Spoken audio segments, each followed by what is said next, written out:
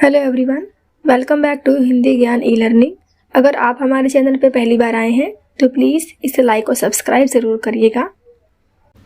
आज की वीडियो एक मुद्दे पर है, जो मुद्दा है भारतीय कुटुंब व्यवस्था। इस पर हमें अपने विचार प्रस्तुत करने हैं। भारतीय कुटुंब व्यवस्था का अर्थ होता है कि जो इंडियन फैमिली सिस्टम है, संयुक्त परिवार का जो बोलबाला है हिंदुस्तान में, उसके बारे में हमें अपने विचार प्रस्तुत करने हैं। तो चलिए इसको स्टार्ट करते हैं पढ़ना।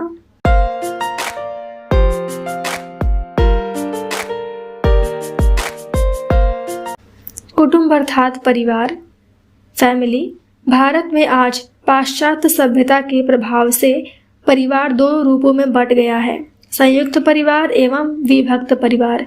परंतु हमारे देश में संयुक्त परिवार पद्धति बहुत ही पुराने ज़माने से विद्यमान रही है और आज भी यह पद्धति कई घरों में देखने को मिलती है। अर्थात एक ऐसा परिवार जहाँ पर दादा दादी हैं, उनके बच्चे हैं और उनके पोते पोतियाँ भी उनके साथ हैं, तो यह एक संयुक्त परिवार है। अर्थात सारे बच्चे, सारे फैमिली मेम्बर्स मिलकर रहते हैं।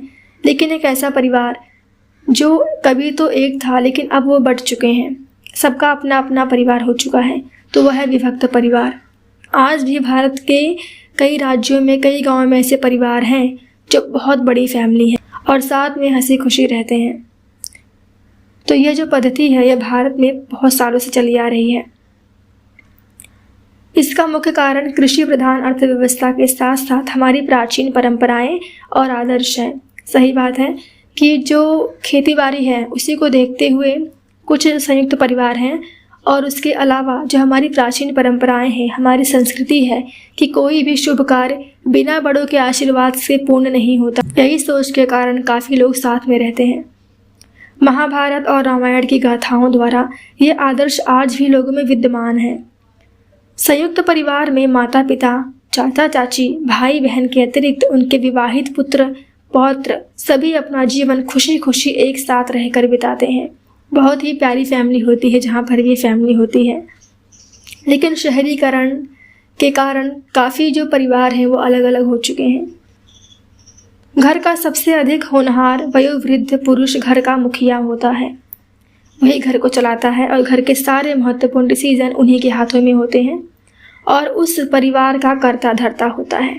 मुखिया को परिवार के अन्य वृद्ध सदस्यों की सलाह से या बिना सलाह के भी घर के सदस्यों और कार्यों के बारे में निर्णय लेने का पूर्ण अधिकार होता है तथा घर की सबसे होनहार बुजुर्ग महिला के हाथ में घर के लोगों की देखभाल तथा घर की उचित व्यवस्था करने की जिम्मेदारी होती है।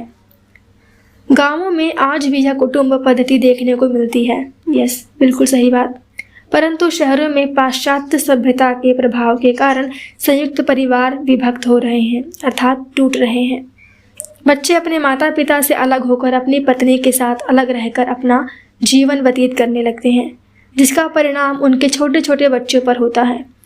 लेकिन जो छोटे बच्चे होते हैं उनको सबसे अधिक लाड प्यार जो है वो उनके दादा दादी और नाना नानी के अलावा और कोई नहीं दे सकता। जो बच्चों की सही परवरिश होती है वो उनके माँ बाप तो दे देते हैं, लेकिन जो दादा दादी का प्यार होता है वो उन्हें कोई नहीं दे सकता। इसीलिए यहाँ पर लिखा गया है कि जो परिवार टूट जाते हैं, अलग अलग हो जाते हैं, इनका प्रभाव छोटे छोटे बच्चों पर पड़ता है। वे अपने दादा दादी के स्नेह से वंचित हो जाते हैं। अपने माता पिता की काम में व्यस्तता के कारण अकेलेपन का अनुभव करने लगते हैं। यानी कि जिस फैमिली में सिर्फ मम्मी और पापा और उनके बच्चे हैं, तो मम्मी पापा के काम पे चले जाने के बाद घर में बच्चे अकेले हो जाते हैं। यही अकेलापन आगे जाकर अपनों में दूरियां पैदा करता है। संयुक्त परिवार में जो अपनापन, सुख, खुशी, प्रेम आदि मिलता है, ये सभी भावनाएं विभक्त परिवार में बहुत ही कम देखने को मिलती हैं। बिल्कुल सही बात है यह। अतः लोगों की संयुक्त परिवार की महत्ता को समझकर अपनों के साथ रहकर जीवन व्यतीत करना चाहिए। यही हमारे भारत की कुटुंब पद्धति है, अर्थात यही हमारे भारत की पहचान है, रीति है, संस्कृति है, और इस पद्धति को बनाए रखने में सभी को अपना योगदान देना चाहिए। तो ये था भारतीय कुटुंब व्यवस्था पर अपना विचार।